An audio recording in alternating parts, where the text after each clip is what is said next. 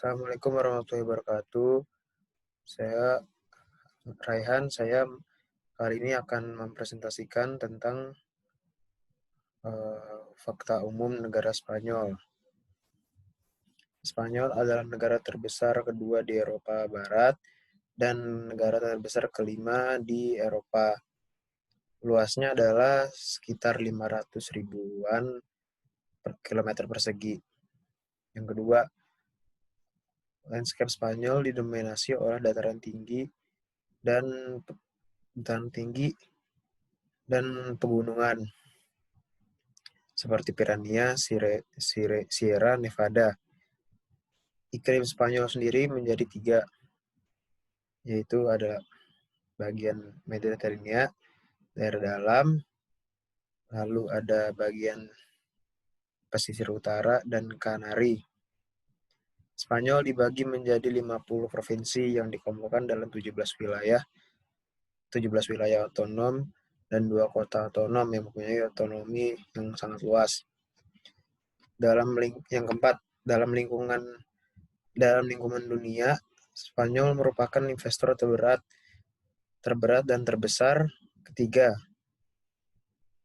di Eropa.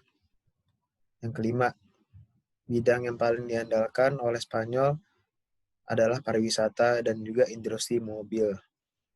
Yang keenam, Spanyol awalnya bernama Ibera yang berarti sungai, lalu kemudian diganti menjadi Hispaniola yang berarti negeri matahari.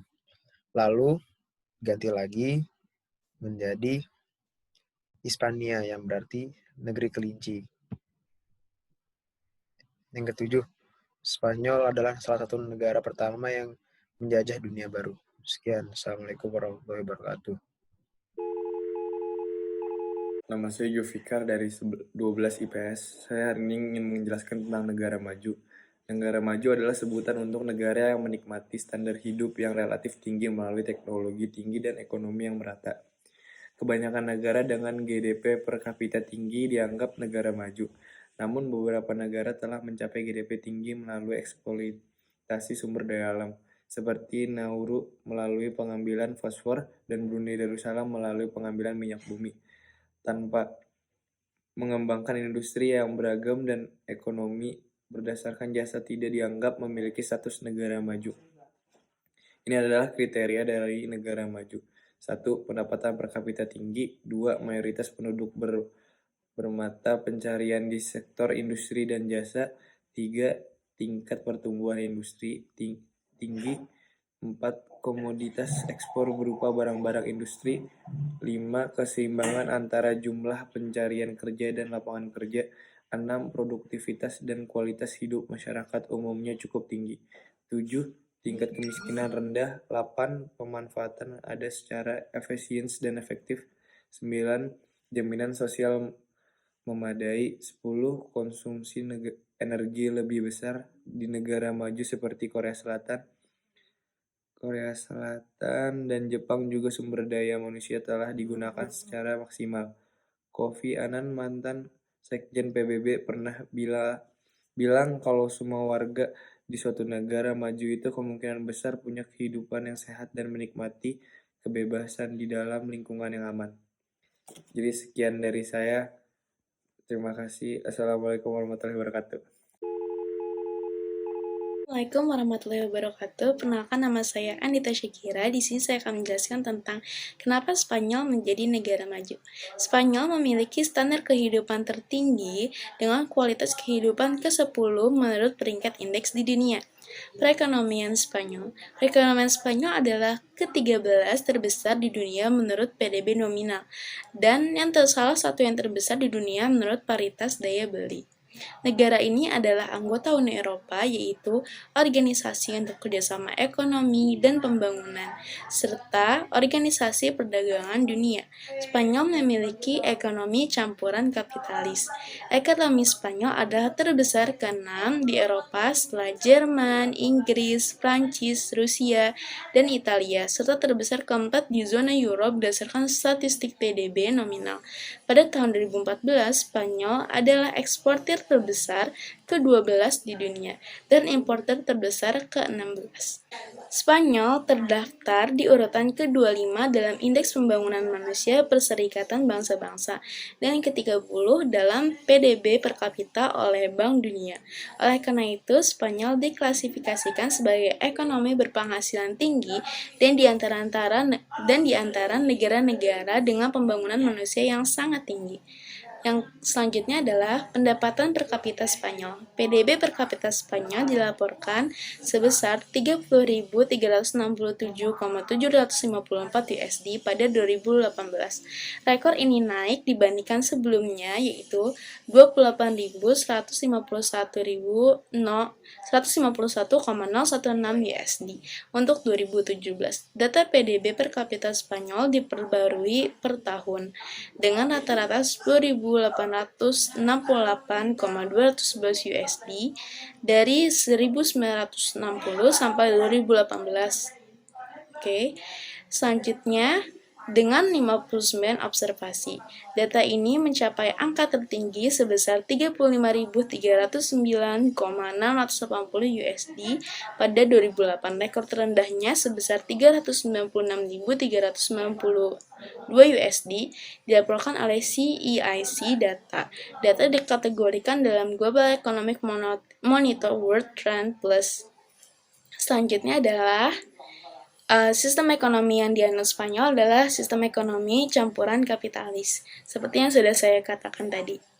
Nah, di sektor ekspor Spanyol memiliki mitra ekspor utama yaitu Prancis, Jerman, Portugal, Italia, Britania Raya, dan Amerika Serikat. Adapun hasil ekspor utama Spanyol adalah di bidang mesin, kendaraan bermotor, kimia, kapal, makanan, dan obat-obatan. Dan pertumbuhan penduduknya pun minim, seperti ciri-ciri negara maju yang sudah dijelaskan oleh Jovi. Berikut ini beberapa fakta mengenai sistem ekonomi Spanyol, antara lain 1.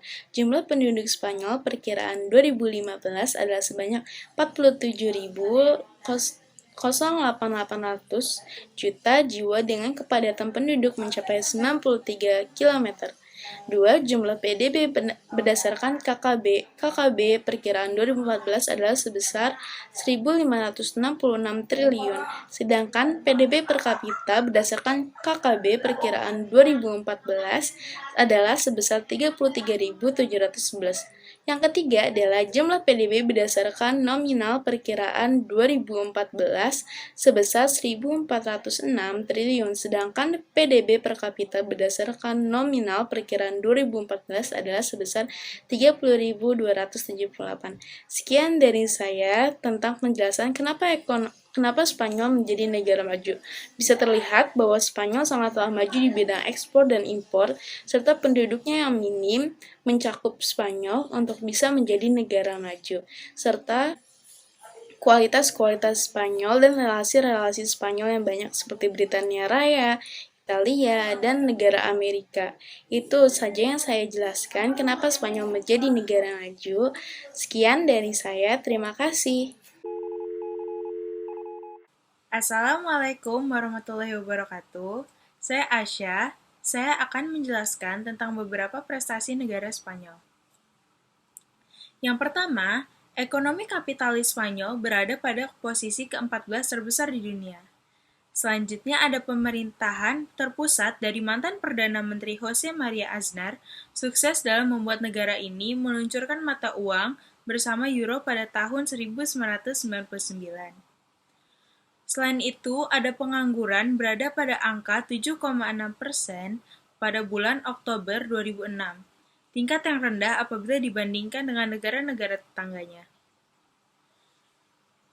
Spanyol mengembangkan ke pasar Amerika Latin yang dekat dengan secara kultur.